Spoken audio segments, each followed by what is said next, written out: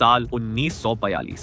द्वितीय विश्व युद्ध के दौरान बर्मा की लड़ाई में एक भारतीय सैनिक को मेडिकल कैंप लाया गया। उसके शरीर को जापानी सेना ने 9 गोलियों से छलनी कर दिया था। हालत इतनी गंभीर थी कि डॉक्टरों ने उसे फिनिश्ड केस कहकर इलाज करने से मना कर दिया, लेकिन उस सैनिक की सांसें अब भी चल रही थी। किसी तरह सर्जरी शुरू हुई। शरीर के कई हिस्से बुरी तरह क्षतिग्रस्त हो चुके थे, इसलिए उसे होश में आने में कई घंटे लग गए। लेकिन जब होश आया, डॉक्टर ने पूछा क्या हुआ था, तो उसने मुस्कुराते हुए जवाब दिया, कुछ नहीं, किसी गधे ने लात मार दी थी। इतने भीषण दर्द को भी मजाक में उड़ा देने वाला यह वीर सैनिक कोई और नहीं बल्कि भारत के पहले फील्ड मार्शल सैम मानेकशॉ थे।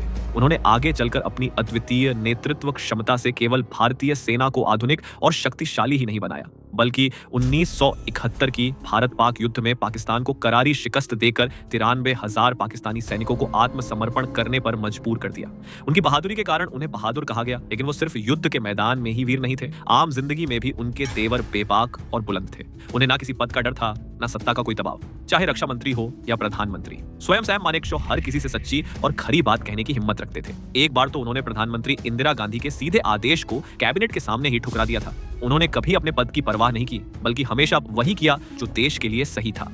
सैम मानेकशॉ न सिर्फ एक रणनीतिक योद्धा थे, बल्कि एक मजाकिया, हाजिर जवाब और उसूलों वाले इंसान भी थे। उनका एक लोकप्रिय किस्सा 1971 की जंग से भी जुड़ा है। असल में 1947 में भारत का बंटवारा होने से पहले सैम मानेकशॉ और याहिया खान, जो 1971 में पाकिस्तान के राष्ट्रपति थे, दोनों ब्रिटिश इंडियन आर्मी में थे। दोनों के बीच अच्छी दोस्ती थी। बंटवारे से पहले याहिया खान ने सैम से एक अमेरिकन मोटरसाइकिल 1000 रुपए में खरीदी, लेकिन उसका भुगतान कभी नहीं किया। जब 1971 की जंग में भारत की निर्णायक जीत हुई और बांग्लादेश का जन्म हुआ, तो सैम मानेकशॉ ने एक जबरदस्त लाइन कही, आज सही मायनों में याहिया ने मेरी मोटरसाइकिल का दाम चुका दिया, वो भी अपना आधा देश देकर।